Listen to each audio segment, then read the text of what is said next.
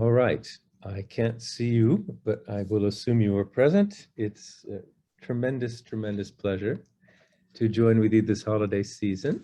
Our precious donors and trustees and all of those who are definitely our closest partners in achieving everything we'd like to achieve for the world, everything we'd like to achieve for Maharshi and the legacy of his university. This year, 2020-21, at this academic year, this calendar year has been amazing. It has been an extraordinary year of achievements with substantial challenges, many, many exciting developments, massive transformation of our campus, an explosion of our student body, expansion of the university, really in every way. And that's fantastic. This has been a very difficult year for universities and colleges, certainly difficult for MIU also. Last year was the beginning of it, the whole COVID thing, which has sent the university in 100 directions. MIU, as you know, because this is really started last year, has been really fortunate in not just surviving, but thriving during COVID. And we thought that COVID was just about to subside and we were beginning to open things up a little bit more on campus, but it hasn't yet. The Delta is surging and Omicron, of course, seems to be on its way. Certainly it's in Iowa already, perhaps not on our campus, but that's bound to happen. And as you know, also our faculty, who are phenomenal, it went to an immediate online where students would stay in their rooms and connect virtually to the classrooms every day throughout that whole period. Now that has opened up this fall. We've had classes in classrooms, and we're still doing that, but we're watching it very carefully. We're just instituting a new round of safety policies at the university, which have become necessary because of the current, mostly COVID, mostly Delta spike, with another one perhaps on its heels. And that's causing us to tighten up our social distancing, reinforce our masking policies, and really urge as many people to be vaccinated as possible. In fact, requiring people as of December 27th to either be vaccinated or be tested regularly. So we can't take this too lightly. We've had quite a few cases on campus in the last month, probably 60, and some of those somewhat serious.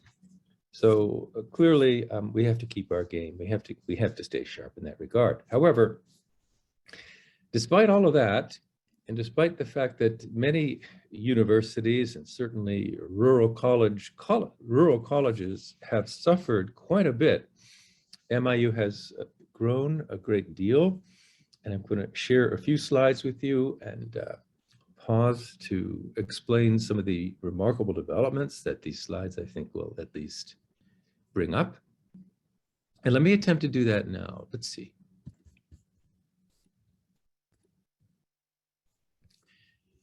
And here. All right, so this is our Golden Jubilee year. And as you'll see, we're starting to celebrate the Golden Jubilee all over campus, but that main celebration for many to come from out of town, and I hope you all will try, will be in the springtime, when we hope the COVID pandemic will have passed. So just big picture right now, with respect to the Transcendental Meditation program, which is so fundamental to our educational process here at the university, that and the TM City program, yogic flying. TM instructions are moving along across the whole United States at a reasonable pace. 19,158 instructions this year in the United States, about 300 million citizens yet to go. So there's certainly a lot of work to do there, but we are starting to rebound. Those numbers aren't bad. We're starting to rebound back towards our pre-COVID highs. And you can see that trend. We had hoped by this fall we'd be back at full strength in terms of teaching TM across the country, but We did not quite achieve that, but still inching our way back towards normal, which is good. We have 450 active teaching TM teachers, governors in the United States, down a bit from the active teachers last year. We have 160 TM centers that are offering TM instruction. So the TM program in the field, while not roaring as fast as it was prior to COVID, is healthy. This is great news for us. We have lacked a lot of siddhas and governors in the domes in these recent months, certainly in this last year due to COVID. And that is rebounding substantially due to a wonderful idea that Dr. Howard Suttle in part inspired, and we've all gotten behind. And that is something I want to be sure you all know about. And that is our virtual dome Super Radiance program. This began with a bang just several days ago. And we now have about 800 people either in the domes or literally connected to the domes via Zoom, doing their group Super Radiance TM City program every morning and afternoon. Many across Fairfield and Maharshi Vedic City are connecting and participating from nearby, and many, many more across the entire United States and Canada are connecting as well. And this number is growing. It's about to receive a second major launch, sort of a booster rocket in a few days' time when Dr. Tony Nader, Rajaram, and Raja Luis, and Dr. Bevan Morris are going to join us in another national promotion of the program. Dr. Raja Luis is going to be joining with large numbers of siddhas in Latin America. So this is going to quickly become a Pan-American Super Radiance program with Canada to the north and Mexico and all the other countries and Latin America on the south joining together. And we hope with this we'll exceed, maybe even easily exceed, several thousand people. Timing all with respect to the same liftoff times as we have in the Golden Domes. So that should be a huge boost. God knows the world needs one. I think everybody realizes that the United States needs one. And even in Fairfield at Maharshi Vedic City, the impact of the reduction of our numbers starting several years ago, but particularly during COVID times, has been felt. And circumstances, in the town even, certainly in Iowa, and in the country as a consequence, have been filled with, obviously, quite a bit of strife and turmoil, and this is something we'd quickly like to leave behind. So I want to remind you that there will be announced very shortly a second launch of that program, but for those of you who already know about it, are aware of it, please continue to participate in that collectively. It feels fantastic. The silence is just really profound. Programs are deep. So we have a COVID solution to the Super Radiance program, and I think we should do everything we can to implement it. In this same vein, I will just remind you of MIU's new Institute for Permanent Peace, which was really the brainchild of Dr. Howard and Alice Suttle. Again, Dr. Howard Suttle has been inaugurated as the Raja of Global Super Radiance for the US and for the world, because he, more than anyone in the world at this point, has been able to implement super radiance on a broad and fairly permanent basis until eventually nature failed to support that initiative, and we've been rebuilding now ever since. And he's got fantastic plans, which include, and already have begun, Enlightened Leadership Program, a new major at MIU, where people are coming from all over the world, specifically for enlightenment, and to be trained as real leaders of consciousness and leaders in Maharshi's worldwide movement in their own countries or in the United States, to go very, very deep into knowledge and experience of consciousness. Really richly enhanced consciousness-based education with Vastu dormitories and everything possible to accelerate the evolution of these students, and soon to begin is a graduate level version of the same program, the Enlightenment and Leadership Program. Dr. Susie Dilbeck and others have put this incredible program together. So this is one of the focuses of MIU's new Institute of Permanent Peace. Another focus will be, and that's building super radiance, but another powerful force to allow super radiance to grow will be a complete revisioning and complete reconstruction of the trailer park on the MIU campus, Utopia Park as it's called, currently consisting of 187 trailers, full, all full. And that's going to become gradually elevated into really nice Vastu housing, patterned after North Campus Village, the latest and greatest North Campus Village designs, laid out in this beautiful set of quadrangles.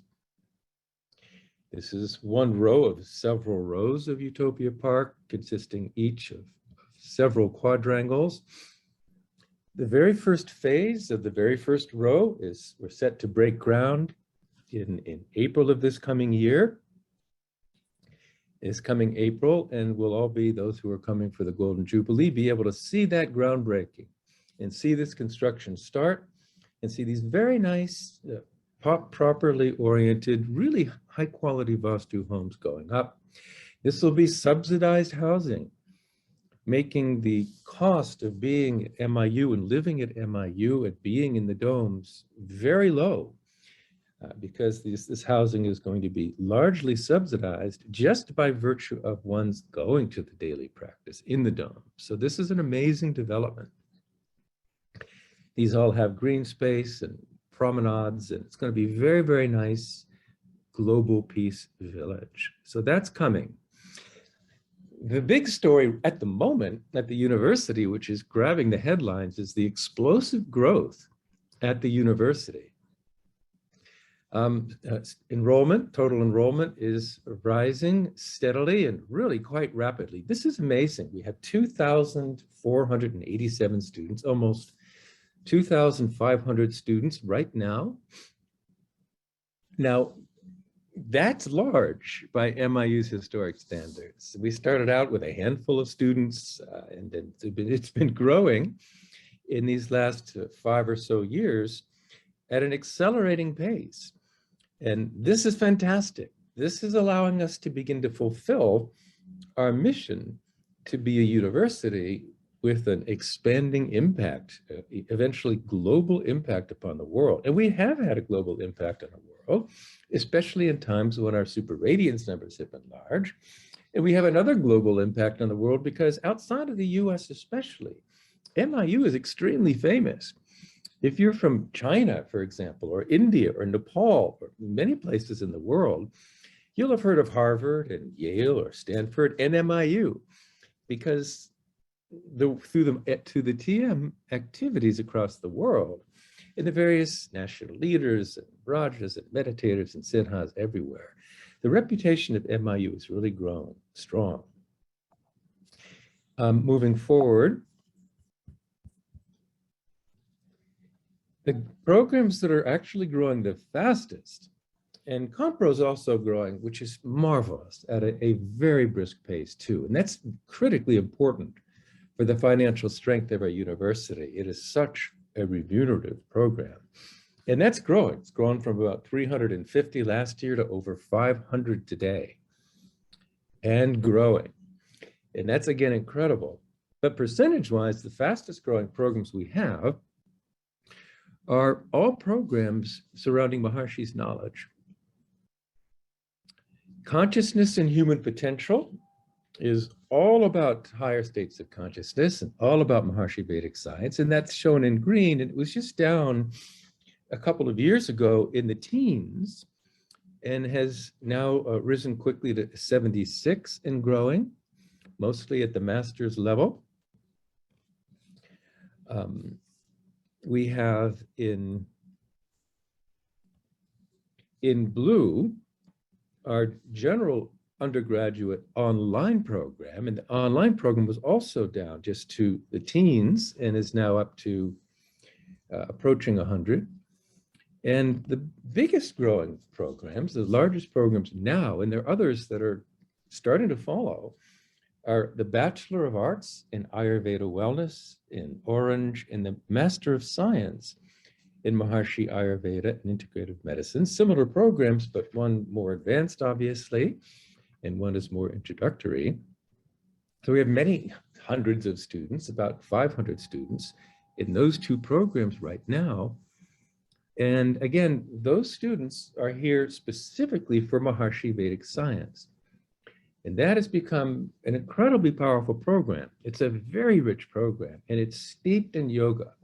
This is truly Maharshi Vedic science, Maharshi Ayurveda, because Ayurveda before Maharshi was not really Vedic based. I mean, ultimately its roots were in the Veda, but the core experience of Veda, the practice of yoga, which is fundamental to the health and stability and longevity of the body, was not really part of it. And Maharshi resurrected all of that. So anyway, the numbers are growing, especially in this critical area. The number of students who are here specifically, essentially solely for Maharshi's knowledge. And these students, all students at MIU, truly are a joy. They're all unique. They're all very special. They're all interested in personal development, which is marvelous. You don't find that at other universities, generally speaking. But at MIU, they're here specifically for Maharshi's yoga, Maharshi's Ayurveda, and that's all consciousness-based. So we now have 240, 250, 260 of these students who want to become teachers of Transcendental Meditation, who want to take the TM teacher training course. And that's fantastic, because with my other hat as head of the teaching of TM in the United States, the head of Maharshi Foundation, USA, we need more governors today. We really need more governors, and we haven't been getting them for quite a few years. There's a generational gap in our governor population, and now we'll have lots and lots of new governors of the Age of Enlightenment being trained over the next 1, 2, 3 years. Enough not only to completely revitalize the teaching of TM in the US, which has been revitalized reasonably well, but much more so, and even across, I'd say, the English-speaking world. So this is a wonderful contribution of MIU to the whole global TM teaching activity by inspiring and training a whole new generation of teachers, which is absolutely critical to the longevity of Maharshi's knowledge in the United States and across the world. Just a quick breakdown, the number of students right now, more than half of our students are online. This is really amazing. We didn't have online education 5 or so years ago. So that's a huge boost, a giant new, rocket engine on our ship. And we really were a relatively early innovator in online education. And now that's just become explosive for us. More and more students across the country are demanding online education. More and more students are going to college while they're working or supporting families and can't move to the campus. So we are ready for those students. We have had great experience with those students. And this is really a great success for us. The amazing thing about these online students is they are as dedicated to their programs, they're as dedicated to Maharshi's knowledge as any of our students. In fact, most of these online students, again, are specifically for and enrolled in Maharshi's knowledge, programs like Consciousness and Human Potential and Maharshi Ayurveda. And here we see Compro added to this mix, which is, again, very large portion of our student body, and they are wonderful. Believe me, I get to be with each of our entering classes and teach a 2-hour lesson on higher states of consciousness to all of these entering students 4 times a year, and they're amazing. They're amazingly intelligent and amazingly appreciative of what they have here. So, expansion of the university, that is probably the most important big story. A second big story, and it's very exciting, and I'll spend a little bit of time on this because it's so much fun. The other big story is the transformation of our beautiful MIU campus. This has been necessitated by the increasing number of students and faculty and staff required to serve those students, and it's really quite a joy. This is a fall-time picture of our campus as it looks now. By the way, we have a new campus map because the campus has been renumbered and reorganized so that the dorm numbers and building numbers actually make sense, and you can find them on this new map easily. And I'll start with a few pictures of our residence hall repairs, the so-called frats, as they have been called since Parsons' days, have been elevated now in their dignity and status to what we now call the residences. The trustees demanded that change. It's been a very good change. So, for example, our guest and conference center consists of 2 residences, 2 of these so-called frats side by side. It's a really, really beautiful facility, private bathrooms for every room. It houses a lot of people, now has an actual place to park. And there have been new roofs now going up, or replacement roofs or thorough roof repairs in 9 buildings recently to prevent the sort of potential leakage and all the deferred maintenance that comes from that, finally getting that all done. Robert Keith Wallace Drive. Poor Keith has been the namesake of the promenade, the primary drive of our campus, which has frankly not been very glorious. It has not been repaved since Parsons' days. And if you looked at it, you could tell that it has not been repaved since Parsons' days. Huge job has just been finished, starting with new drainage and new curb construction, as you see, just starting here, and the preparation of the road for its new pavement, and then it starts to come to fruition. And it is absolutely glorious. This is looking up the road towards the newly finished Wege Center for the Arts from the Maharshi School. The cement work, the concrete work and drainage is really first class. This is going to last, 30 years with hopefully no attention needed. What a change.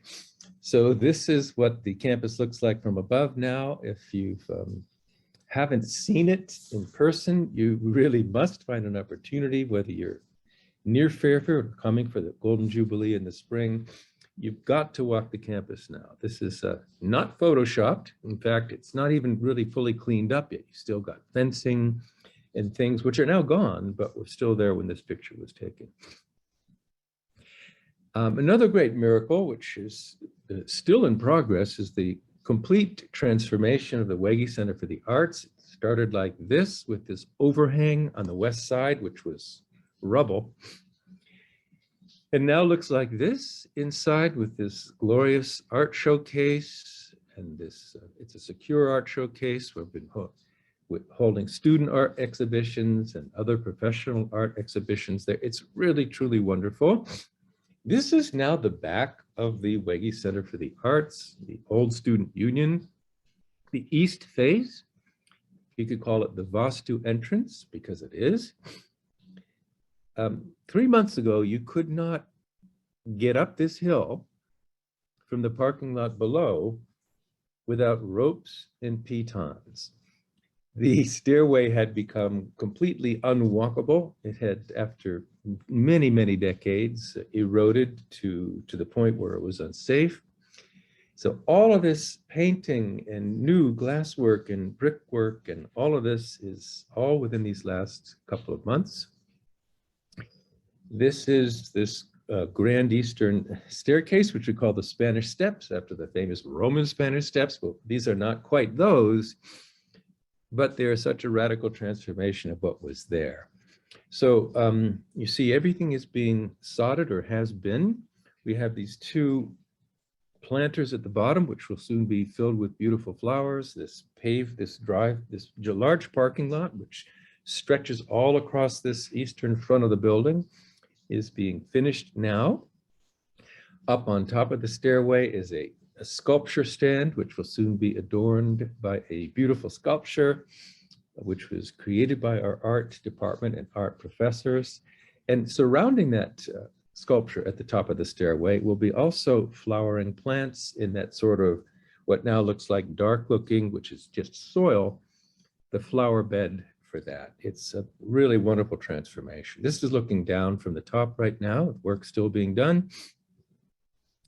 And in the front of the, or I would say the western side of the Wege Center, where we had a parking lot of sorts that was in horrible disrepair, is all being, the parking lot has been completed. The landscaping has almost been completed. This is landscaping in progress.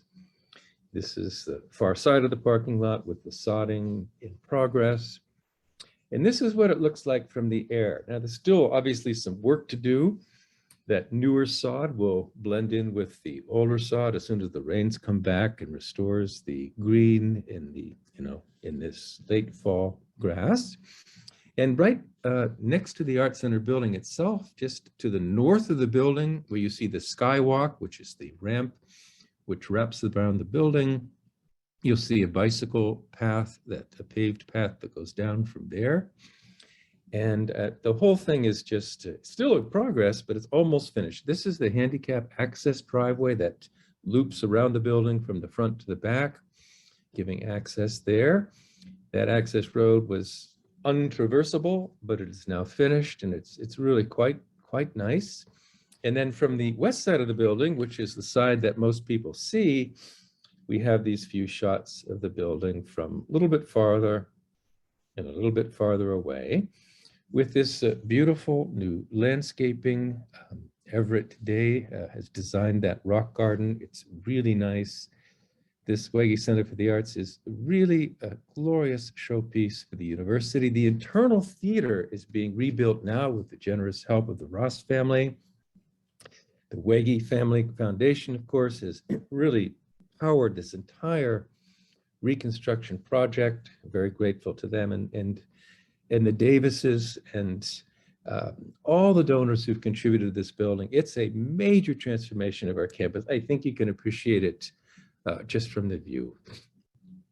Just quickly, other improvements. The Maharshi Vedahavan building, the home of Maharshi Vedic science on our campus, has been completely refurbished and rededicated to Dr. Vernon Katz, our wonderful trustee emeritus, our knowledge mascot of the university. That was a wonderful, wonderful ceremony of dedication. It now has steps that go down to R.K. Wallace Drive, making the building more accessible. We have glorious banners featuring Maharshi's knowledge on all of our buildings across the campus. This is Verrill Hall, formerly Building 402, I think it was called. This is on Hildenbrandt Hall. This is the front of the library facing Route 1. This is the Dreyer Building north face facing R.K. Wallace Drive.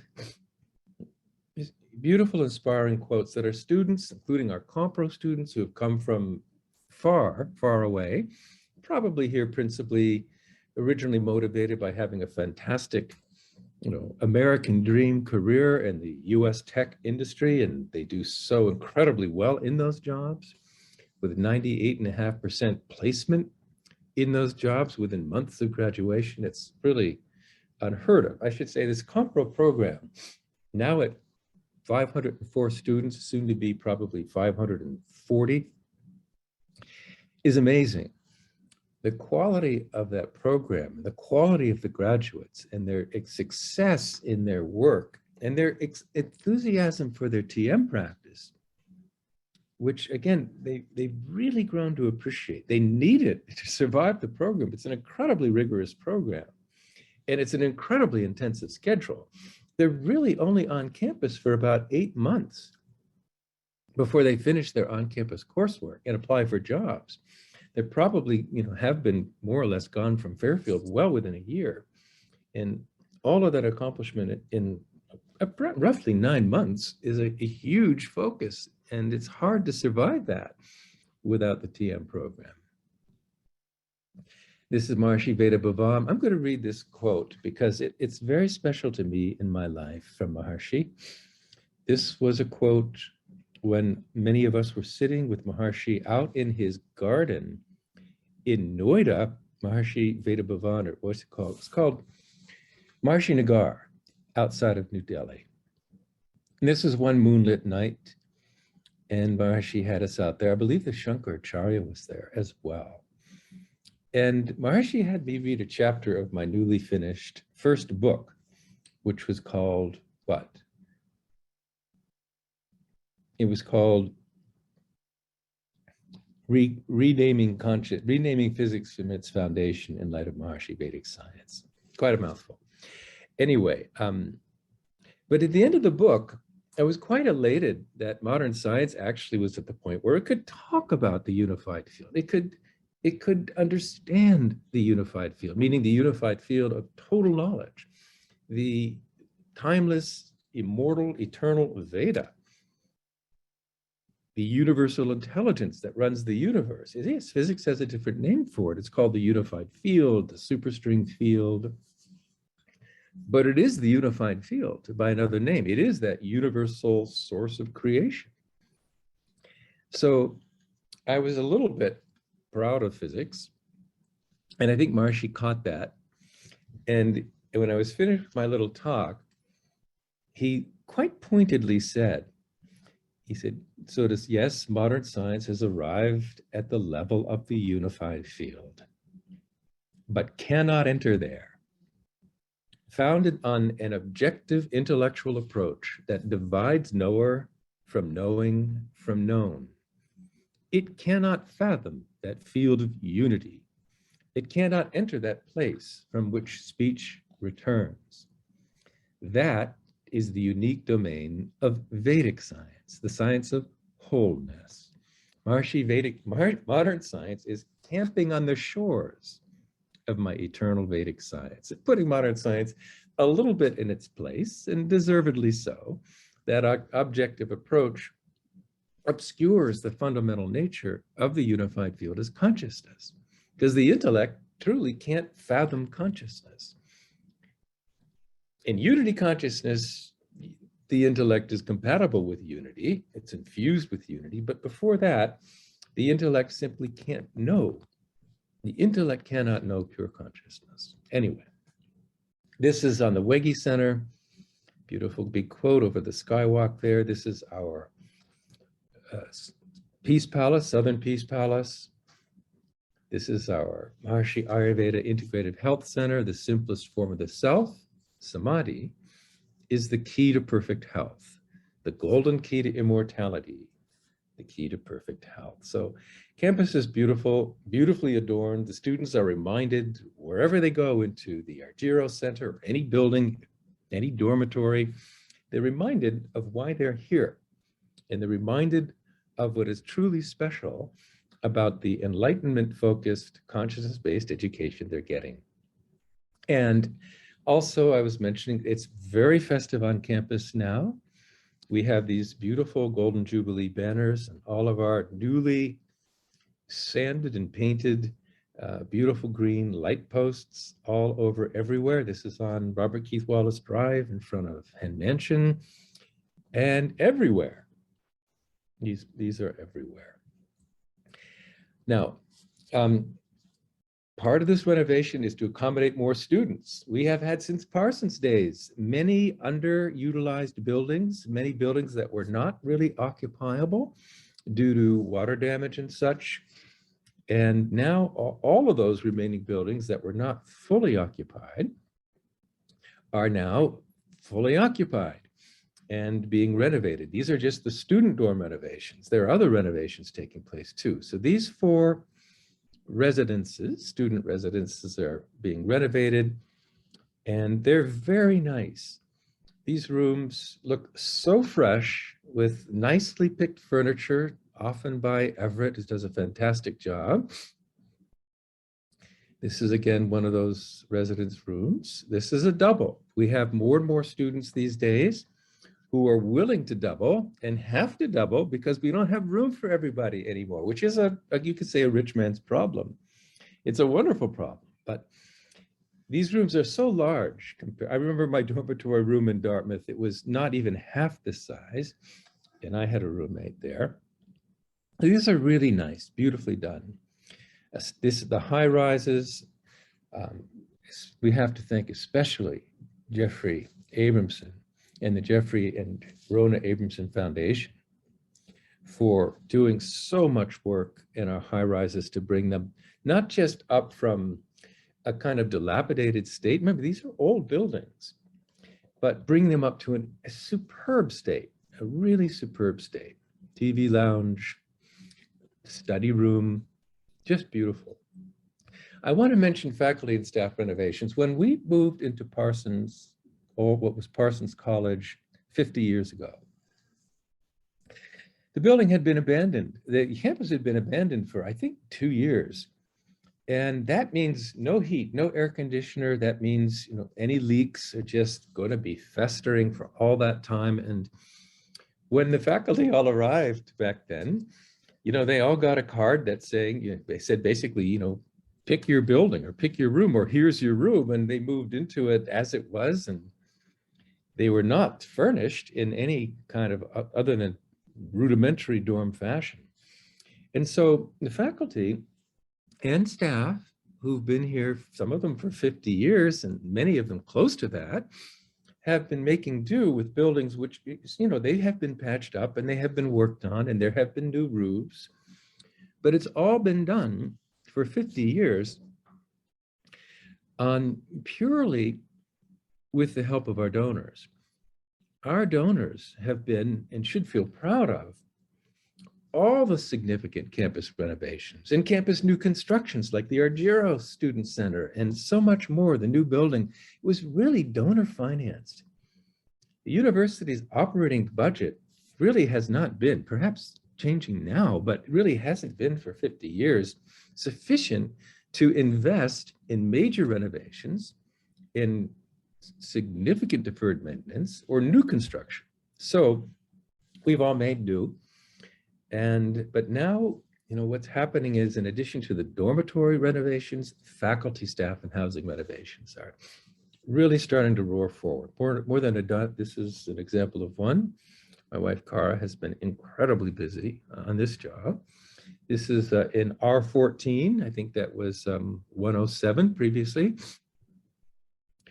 They really, really are nice inside. And I must emphasize that all of this nice furniture and a lot of the building materials, the flooring, and so forth, art, appliances, kitchen, utensils and equipment, it's been donated very generously by more than 150 donors and has been picked up from around Iowa and indeed from all over the country and brought to really make these wonderful new staff and faculty apartments possible without spending, so much more than the university has. So it's great to see this work happening. And again, they really are nice. Lots of light, new windows. I'll back up. This is in University Manor, which are those condominiums that are on our campus. They're not owned by the university, but they're on our campus. We're fixing up rooms and apartments there too. We need them for the new faculty and to the staff and some of our legacy faculty and staff who really needed to be moved into more habitable locations. Utopia Park. This is the trailer park right here on campus, which, haven't been looking so good on the outside or the inside. Obviously, we all know that, but they can look good. So renovating those as well, because God knows we need the space. And until it gets completely rebuilt, using the design of Dr. Howard Settle and Martin Brett to be really nice vastu, we fix them up as we need to. So this is taking place all over the campus, R14, R15, R21, R42, North Campus Village, we're fixing up places, and Utopia Park, as I've mentioned. So great news on that part.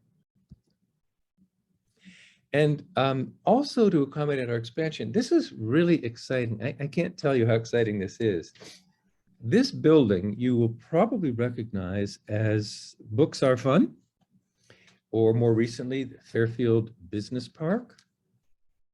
It is a glorious building. It is an incredibly powerful Vastu. It is built to incredible standards at very high quality.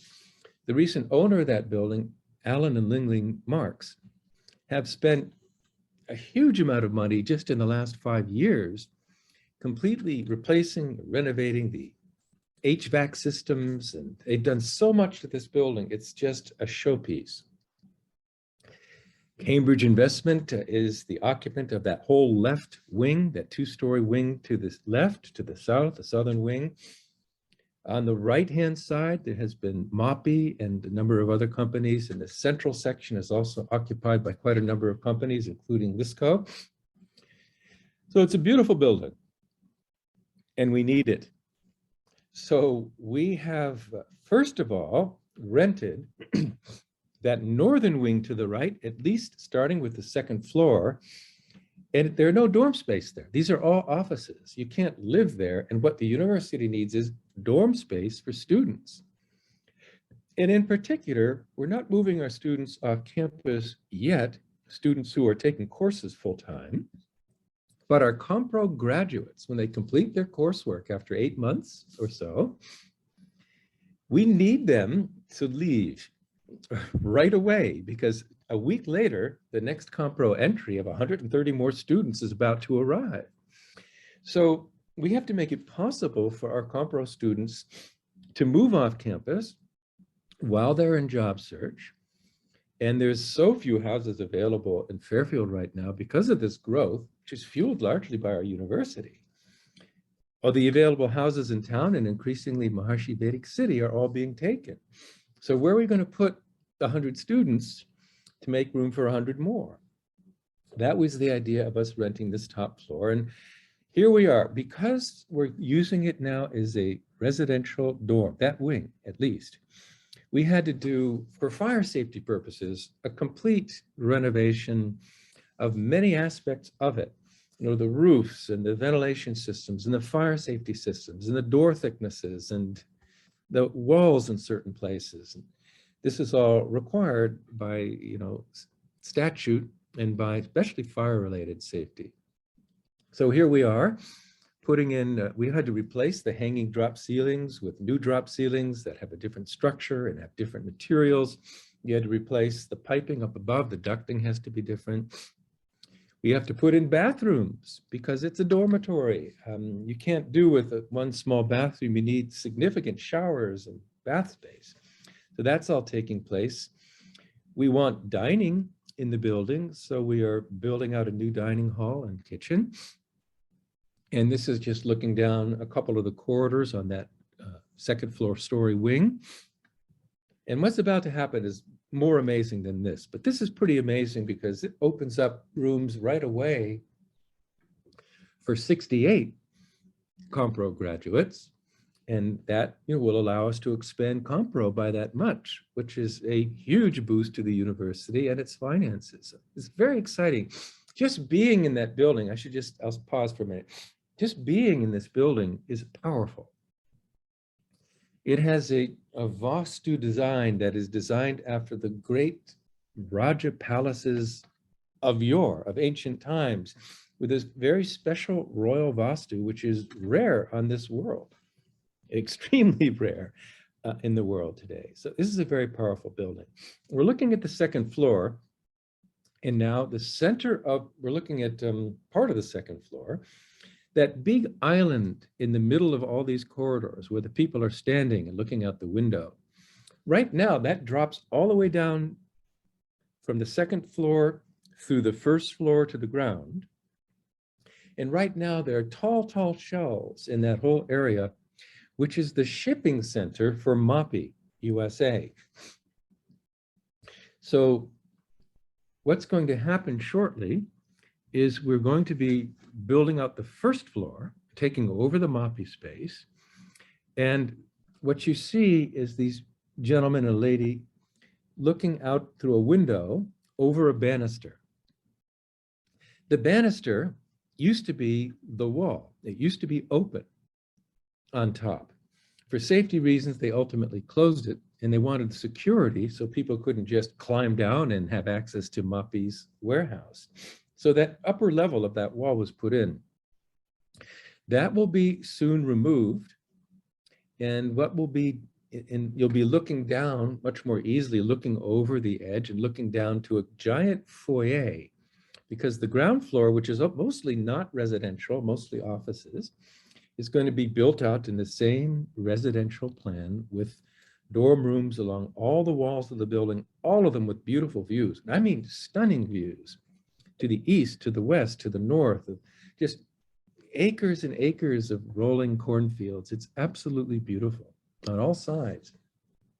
The ground floor will have that same design, and the center is going to remain open as an open foyer with seating and amenities and a cafe, where people will, it'll be rather like, you know, a Grand Hyatt foyer with a giant sort of atrium. It'll be a big atrium, and it's just going to be fantastic residential and business park. So that's the whole north wing of the building, upper floor and lower floor, will be built out not just for students to sleep at night, but from where they will work with super high-speed internet. And it'll be not just, you know, it'll be a residential business park, a residential business and IT park where Compro students will be learning and working. And even once they get their job in San Francisco or wherever it is, it's typically Apple or Google or Microsoft. Once they get their job, many of them will want to continue to stay in this building as long as they can afford to. I mean, as long as they're allowed to, because many, many tech workers work from a distance these days, a great many. And many of these Compro jobs allow people to work from a distance. So they may just stay. We're not going to let them stay for too long because we're going to have to make way for the next Compro wave, but they may be able to stay for a year and work from there if they want to. So natural question from an intelligent donor would be, how are we affording to do this? How are we going to afford to rent this whole wing, this whole, you know, entire wing with both floors of the building and build it out in this elegant fashion? The answer to that is marvelous. Firstly, it's partly based on revenues, university operating revenues, and gifts from our donors that were able to do this incredible work, allowing the university to grow in this incredibly dignified way. That's a big part of it. The downstairs renovation is going to be more costly because there are more rooms to build than there were upstairs. But the great news here is that, and we do hope for donor support to help us build it out, the really great news is that the donors, Alan Marks, who many of you may know, and Ling Ling, who currently own this building, are donating it next week to the university. The whole thing. The whole Books Are Fun building will be part of our MIU campus. Of course, we're going to gratefully keep Cambridge in that southern wing, which we don't need currently and may not for a long time. In that central wing of the building, the taller 3-story area, we're going to keep our residential tenants there as well, our various companies who work in that section. And we'll take this section, the north. So the fact that the building is going to be donated, the fact that the building that even with no rent from ourselves to ourselves, even without paying ourselves rent for the northern wing of the building, the rent from the rest of the building cash flows handsomely, positively, will be a source of income to the university. But the main boon to the university will be what's happening, the income generated by expansion of Compro. And the rents that the Compro students and Compro graduates will be paying to live in this building, the building will probably bring $500,000 in net revenues to the university while allowing us to expand substantially, which is a far more powerful impact on the university's mission as well as finances. There's a couple of questions coming up, and I will get to them quickly, if I can, by pushing a button. I'll take a quick look now.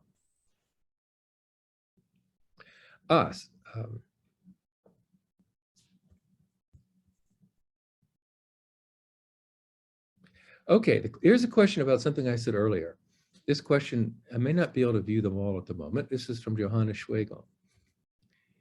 You mentioned the increased demand of students to become teachers of TM themselves. Yes, they have that desire. How do you hope to accommodate this demand? Are there plans to conduct TTCs also in the US, maybe even at MIU? Thanks. Well, there are still TTCs taking place internationally, principally in Thailand. And it's a very nice facility, though it is far away.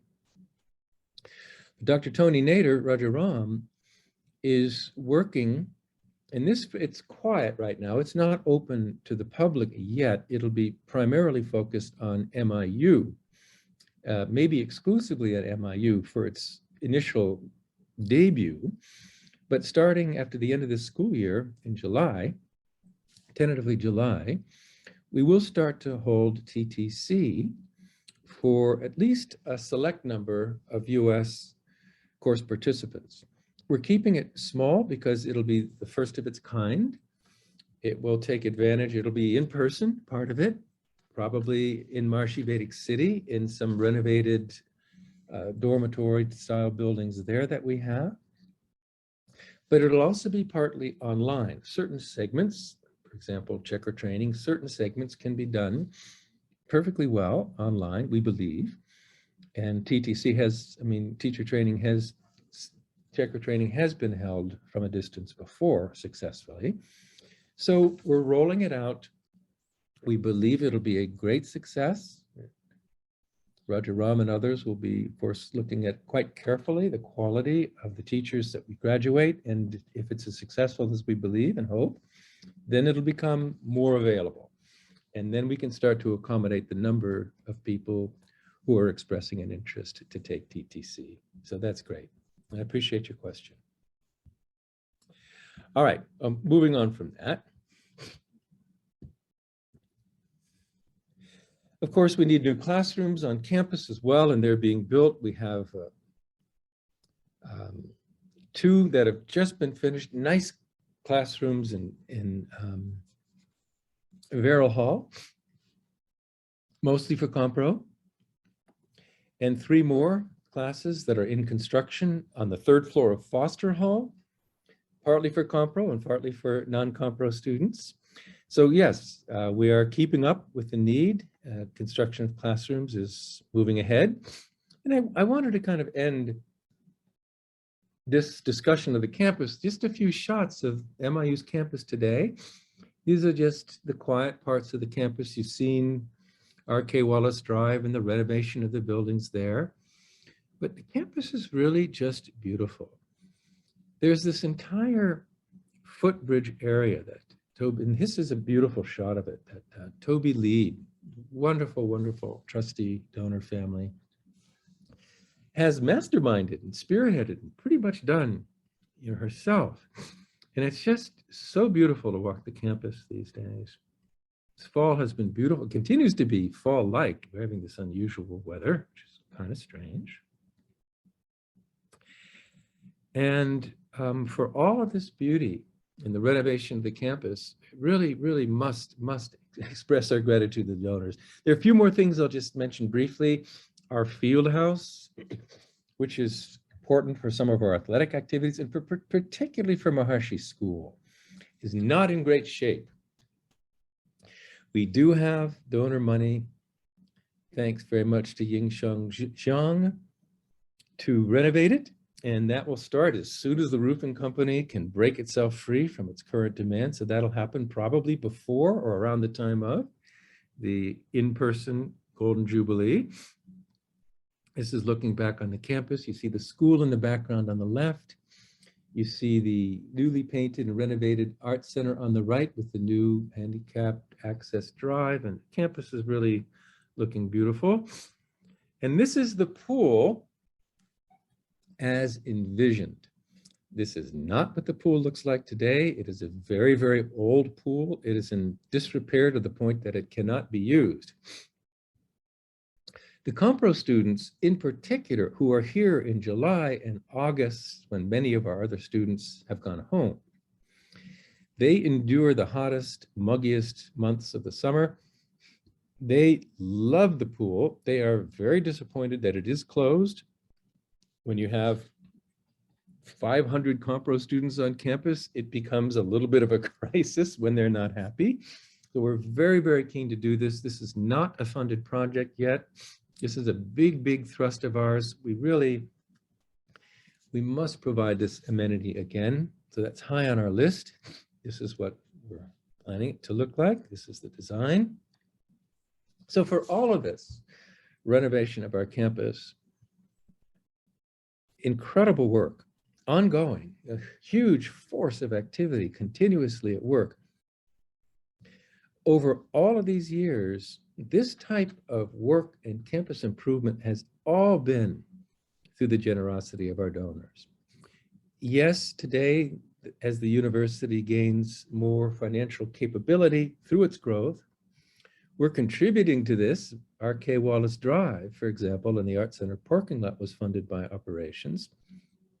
But apart from a few things, this is our great and glorious donors at work. And I just have to pause to say, sort of moved to say it, this has been, quite a tumultuous year. And we have, yet another spike in COVID. There's been so much expansion, so much renovation, so much organizing, so many new programs. I'll talk about those programs in a moment, but it's just been overwhelming for everybody. But everybody has been soldiering on, everybody has pitched in, everybody, although perhaps a bit tired, is exhilarated by what's happening and exhilarated by the change. One of the side effects of my working pretty hard on every aspect of this is that I normally write about 200 thank you letters, personal letters per year to our wonderful donors. And I love doing it. I could just ask somebody else to do it, but I really love doing it because our donors are our truly cherished and most intimate partners in all of this. Our donors understand our mission, understand how critically important it is in the world for Maharshi's concept of education for enlightenment, for the full development of mind, being, emotion, behavior, and living the totality of life, of tasting and stabilizing the experience of infinity as the nature of oneself, and as a side effect of that, maximizing coherent brain functioning, improving dynamism, everything that goes along with that. That model for education in the world is critical to the future of our planet and critical to the future of human civilization, the way we'd want it. There have been barbaric ages in the past. There have been enlightened ages in the far, far past. There are sort of barbaric aspects of civilization today. Our very planet and its climate is in need of help. So Maharshi's knowledge is critical, and it's been a traditional challenge for a small rural college to hang on in an age of information overload, in an age where students are rushing to the East and West Coast to be in the coastal cities and a big, sort of party university. And it's because of the incredible dedication, support, generosity, and comprehension of the critical nature of our mission of upholding and growing Maharshi's University. It's through the help of these donors that we've been able to do it all these 50 years. Bevan can talk about over 30 of those years himself and how critical the support has been. So I consider our donors, in big and small, and people are giving according to their ability.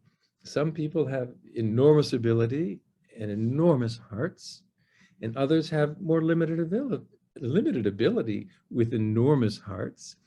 And all of you are equally precious to me. So I love writing these letters. This year I've written less than 40. There's just been no time. So maybe there'll still be time by New Year's Day. But I wanted to take this moment at least to let you know, all of our donors and trustee donors, how deeply I And all of us who've dedicated our lives to this university, and that's a great many faculty and staff, and the students who are here, how can they not appreciate this and the campus on which they now live and enjoy? All appreciate and love our donors so much. So I'm very, very grateful. And I showed you these pictures just to give you at least a small taste back of what it is you've helped us to achieve. I have a few more comments, not many. But that's our tour of the campus. And I find it very exhilarating myself. Academically, the university is doing marvelously. Our amazing faculty are continuing to crank out TM-related research and other research. 16 publications this year on the effects of Transcendental Meditation technique in Maharshi Vedic science, on health and human productivity and performance and education and other areas. Really, really great. That research, when I put on my TM teacher hat and Maharshi Foundation hat, is so important to the expansion of TM. It's what's so important for the hospitals now, and many of them are incorporating TM as part of their medical staff and nurse staff training program. And they're giant studies, phase 3, giant clinical trials. The great Bob Roth and the David Lynch Foundation are absolutely instrumental in obtaining the money to ensure that these studies actually proceed, involving thousands of subjects, on the effects of TM on PTSD, the effects of TM on heart health, the sort of clinical trial that would cause Medicare, and after Medicare, other health insurances to reimburse for Transcendental Meditation. But it's all based on the research that has been done mostly here at MIU. Research project I am joyously involved in with a wonderful group of faculty and students is trying to understand the enigma of dark matter. So dark matter is that invisible stuff that is the majority of what makes up our galaxy. It surrounds our galaxy like a big invisible halo. We are involved in the theoretical explanation and actually the laboratory discovery of these dark matter particles and understanding finally what they are. Of course, there are hundreds of other universities spending hundreds or thousands of times more that are working on it themselves, but we have insights that give us quite an advantage for our size and put us in a position to be potentially the first or one of the very first discoverers of what the dark matter that makes up our universe is and how it relates to us and how relevant, or is it relevant, to human life. And there's so much more. And I may touch on it a bit just for another moment, but I want to just lay this out and invite you, assuming COVID allows, and we are certainly assuming it will, certainly hoping it will, to come and join us and celebrate this 50th Golden Jubilee anniversary of our campus. It'll be an amazing long weekend, probably 4 or 5 days, with all kinds of celebrations and all kinds of reliving of the incredible history of the global movement, but particularly MIU's place in it, fireworks, demonstrations, art exhibitions. Roger Ram and other great dignitaries will be speaking. It'll be wonderful. That'll be also the inauguration of the complete reconstruction of the trailer park, Utopia Park. Raja Howard Suttle will be here for that. Really not to be missed. And because I didn't say it yet, I will say one little point about why are we interested in dark matter. Yes, it makes up most of our universe. Yes, it dominates our galaxy. Yes, it keeps our star in orbit about the galaxy so that it just doesn't fly off into the deep darkness of space. But more than that, dark matter has been considered to be more or less useless. And that is because the favored theory of dark matter is called weakly interacting dark matter, because it interacts so weakly with us, with normal matter, with the earth, that it is completely invisible, and utterly irrelevant. Almost utterly irrelevant. It's relevant only in that, like all matter, dark matter gravitates, and it's the gravity caused by all this dark matter surrounding our galaxy that helps keep our galaxy together, that helps hold it together, and that helped our galaxy form in the very early days. But that makes dark matter pretty boring because it's so hard to see, it may never be discovered in a laboratory.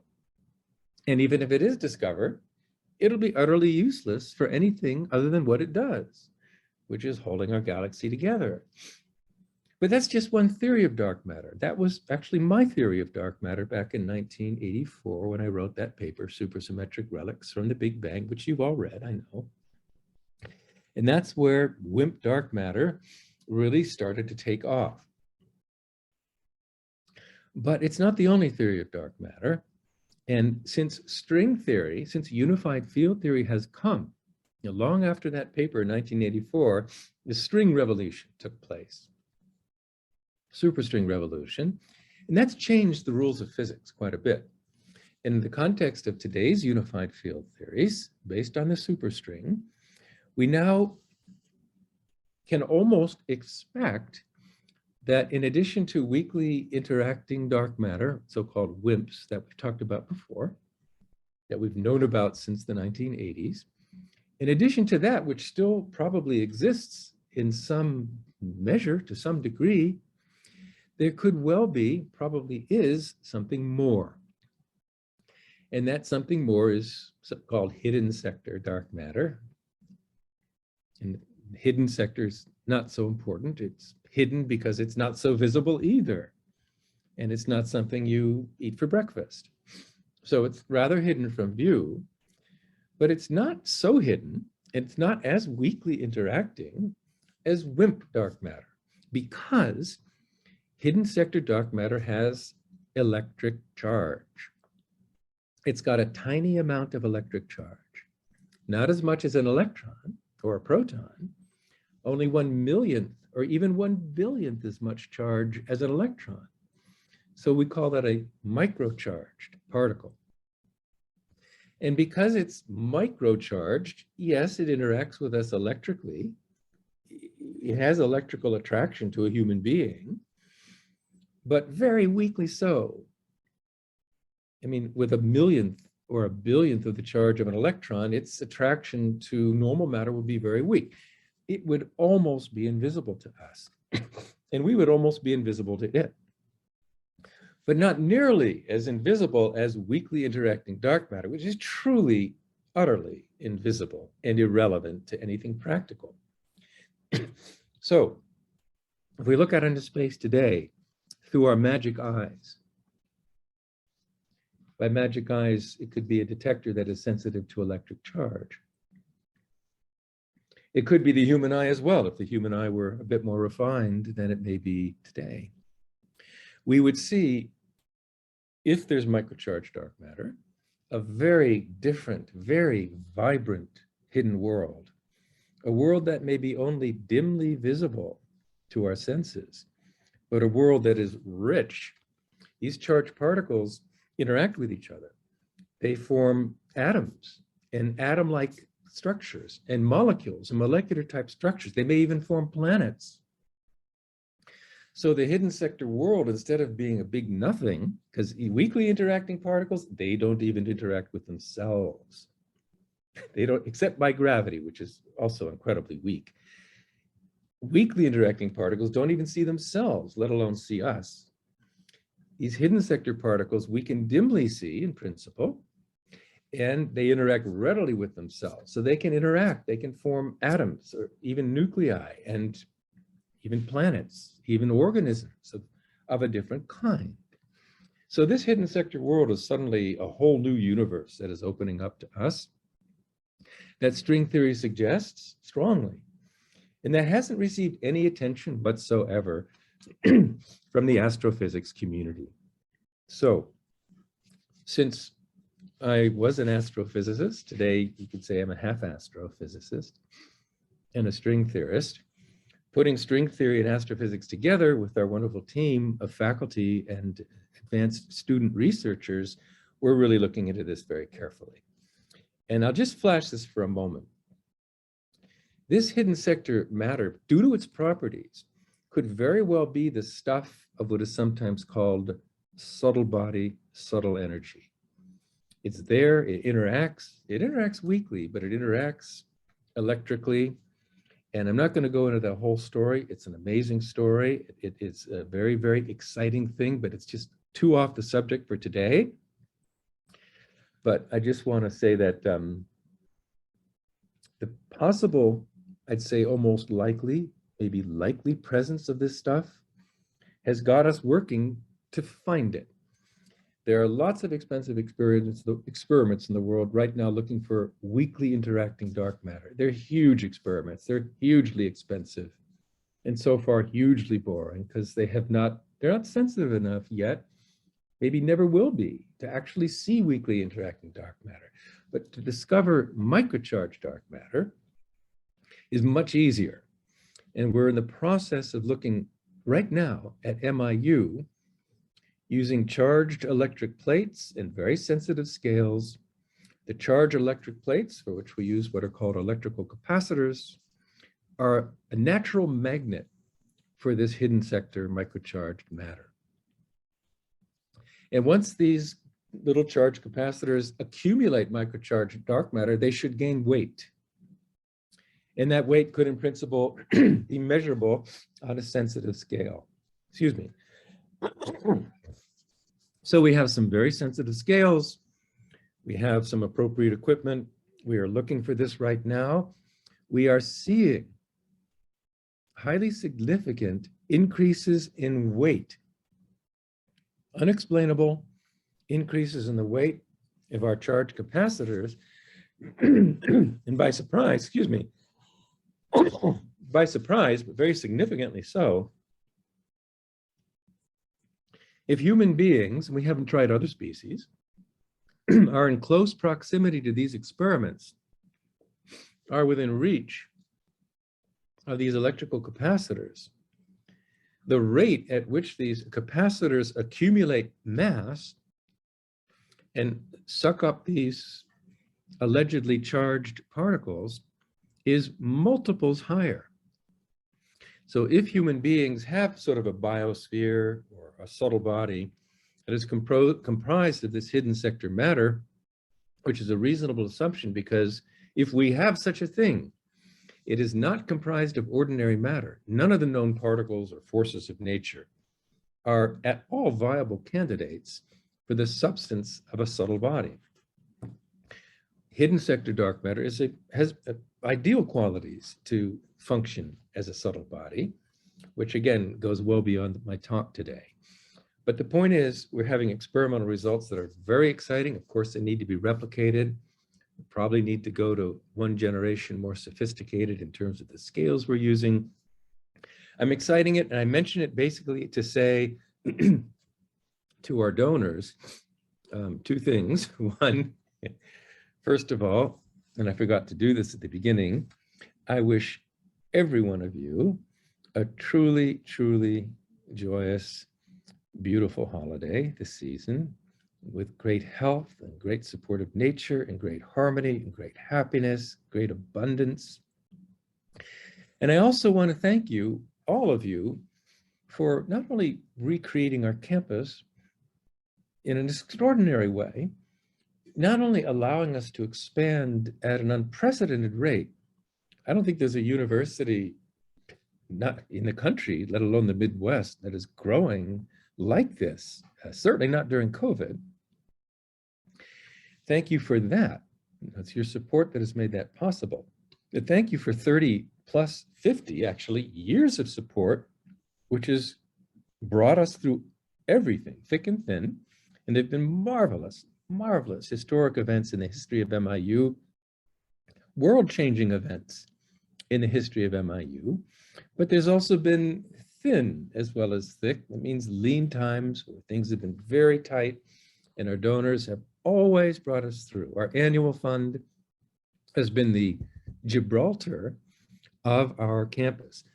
gifts beyond the annual fund, in the capital campaigns that we have held, and bequests and anything like that, has been, again, a Gibraltar, a strength, a pillar of our campus.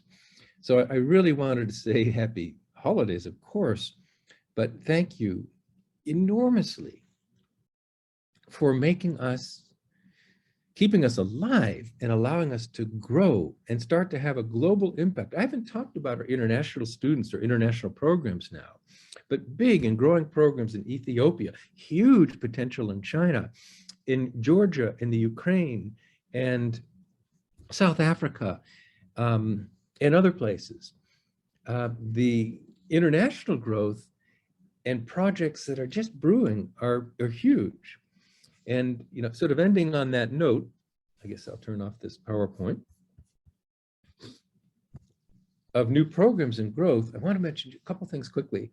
One is, Maharshi International University, now the largest training center for Ayurveda, certainly in the United States, if not the world, and putting Ayurveda on the map in the United States, and giving our graduates a very fulfilling calling and vocation where they can actually prevent disease and promote the health of everybody they meet. It's very exciting. It's really put the university on the map. There's something called the National Ayurveda Medical Association, or I think it's NAMA, which has been the principal organization promoting and maintaining Ayurveda in the country. We dominate that organization in terms of our size. We're really taking over in a good way that whole thing. But in addition to that, we have not had a program in yoga at MIU. I mean, real yoga, Maharshi yoga, all 8 limbs of yoga, focusing on especially the 8th of those limbs, which is samadhi. Samadhi, 4th state of human consciousness, practically unknown to humankind, except for a few great sages and great aspirants to enlightenment here and there across the world. MIU, founded by the world's greatest yogi, has not had a program in yoga. We have Maharshi Vedic science, which is wonderful, and it's Bhagavad Gita, and it's science of being, and it's wonderful knowledge, but not specifically on yoga, and therefore not a program that could easily reach and attract the 40 million yogis. By yogis, I mean 40 million people who practice yoga asanas in the United States alone and are excited about it, many of whom would love to go to college if they could major in yoga. Well, now at MIU, you can come to MIU and major in yoga. It's coupled with Maharshi Ayurveda, so it's Maharshi Ayurveda and yoga, but that yoga specialty, and this again is not just asanas, it is asanas, it's Maharshi asanas and Maharshi's pranayam, but it's all of yoga. And Maharshi has written extensively on it, and the Vedic literature, of course, is there as well. So when you come here to get a degree in yoga, you're coming to a university founded by the world's greatest yogi, and all about establishing and living true yoga in higher states of consciousness. So this could be as big, maybe bigger than Ayurveda. Another huge engine of growth on MIU's train is very fulfilling, because yoga in the US is huge compared to Ayurveda, but you really can't get real yoga anywhere. You get asanas, maybe pranayam, and you get strange asanas. You get hot sweat asanas and jumping over the Grand Canyon on a motorcycle asanas, and all these kind of fancy contorted types of, which isn't probably yoga as taught in the Vedic times. So you can get that here. It's very exciting. One last program I'll mention. There are others I could dwell on, but I have to mention Dr. Robert Schneider, with a great team, is launching in the fall what will be an accredited doctor's fellowship program. This is training for medical doctors who want to become certified in integrative medicine. Integrative medicine is now an area of medical certification, like obstetrics and like cardiology, like oncology. Integrative medicine is a new, relatively new area of professional specialization. MIU is putting together what will be an approved licensed center for medical doctors to come and get graduate training, master's level training in integrative medicine, specializing in Maharshi Ayurveda. This is very exciting. It is being done in concert with the Andrew Weil Institute of Integrative Medicine, which is the nation's largest and first and probably foremost at the University of Arizona. We're going to be participating in providing some of the routine areas of integrative medicine and acupuncture, Chinese and herbal. And we'll be providing the bulk of the program focused on Maharshi Ayurveda. That will complete the qualifications needed to get this type of medical certification with a specialty in Maharshi Ayurveda. Andrew Weil Medical Center will be participating in branding it with us, and they're going to be promoting it with us. So it's going to be big. And it's really going to put MIU on the map, totally on the map, in the medical world. Oh, you want that specialization? You have to go to MIU, or you have to go to Arizona. If you want Ayurveda, you have to go to MIU. It's a niche, but it's a growing niche, and we will have that wonderful qualification. So it's very exciting. I'll probably stop there. I will look to see if there are questions. I'll see if you're still awake, but it's just, I'm quite excited, as you can tell. I'm exuberant to share this with you. There's just so much good happening in what has certainly been a tumultuous year, a challenging year, even financially challenged. How can that be, given our growth? How can that be with 500 Compro students? It's because last year's Compro crop, due to COVID, was very small. We lost that previous April's entry altogether. And our August and our November entry last year were also very small because visas for Compro simply weren't being given out in most countries. So we had a big drop in Compro last year. That turns into cash revenues this year. So this year, with all these Compro students, 500 plus, to teach, and all the faculty we need to teach them and have hired to do so, we have more expenses and far fewer revenues. So next year will be strong for sure, because next year we get to cash in on all of the huge crop of Compro students who will be graduated and placed by then. So the future is very bright. So this year we're doing fine, but it certainly has been a stretch. And the other part of the stretch is, of course, MIU has contributed significantly to the renovation of the campus, covering RQ, Wallace Drive, and quite a few other projects as well, partnering with our wonderful donors to get this all done. So it's from a cash flow standpoint, it's a difficult year, and we really, really need this fiscal year, which ends on June 30th. We really do need your continued loving support. We really do need your continued support. So there are many things. The annual fund is, in a sense, great because it allows us to operate and it allows us to direct the resources where they are best needed. But we also need, we also very much continue to need restricted donations for special projects like the capital fund, and the completion of the renovation, and faculty and student housing really needs to continue, very strongly needs to continue. So you are still needed, and of course, always loved. And I will look quickly to see if there are not many questions, but I'll see what I have. For which I need my glasses, and I'm not sure where they are. I'll just struggle. Right here. I've got it on. Okay, the date on the Golden Jubilee was September 2nd. Maybe we could let them know the correct dates. Thank you, we'll do so. That's from Tiago, April 30 to May 3rd. So April 30th, it's not April 1st, it's April 30th to May 3rd. And that is, of course, this coming spring. And one other comment. Oh, thank you.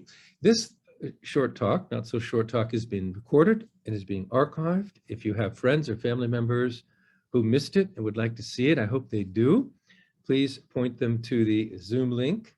It is, you can find it on the website, giving.miu.edu/webinars. giving.miu.edu/webinars. So I think I'll wrap it up at this point. I've given you a taste. The atmosphere on campus is absolutely marvelous, despite the woes of COVID somehow. And I think it's because people see their environments, their dorm rooms, their classrooms, their campus, their art center, etc., transforming around them. And that transformation is a tremendous gift you have given to our students and our faculty and our staff, along with everything else you have given over all these years as our intimate partners in this endeavor. And I think is a vitally, crucially important endeavor to stabilize Maharshi's legacy, his model of education, which is the only sensible, profound, transformational philosophy and science of education that I think the world has ever seen. When you think about education means elsewhere, it's a professional training, basically, in one form or another, but not developing the total brain and not anchoring the individual in that immortality from which Maharshi, our founder, operated, where he lived and breathed, where his thoughts were anchored and from which they flowed. It just gives you ownership of the universe to function from that level. And it makes your thoughts and your thinking and your planning right. Right means well-tuned, well-attuned to natural law, right in tune of the need of our times. So in all gratitude to Maharshi for giving us this model of education, for inspiring this university with our precious earliest founders of the university, many of whom are still with us today, our founding trustees, and our founding president, Keith, his co-founder, fellow founder, Nat Goldhaber, and all of our trustees, all of our faculty, all of our staff, all of our donors. It's incredible what you've done, and you've made our lives, faculty, staff, and students' lives possible and joyous and successful. So with eternal thanks for that, wishing you again a very, very beautifully happy, serene, wonderful, joyous, warm new year and new holiday season. Until we speak again, all bliss, all joy, all health to you, and a big Jai Gurudev.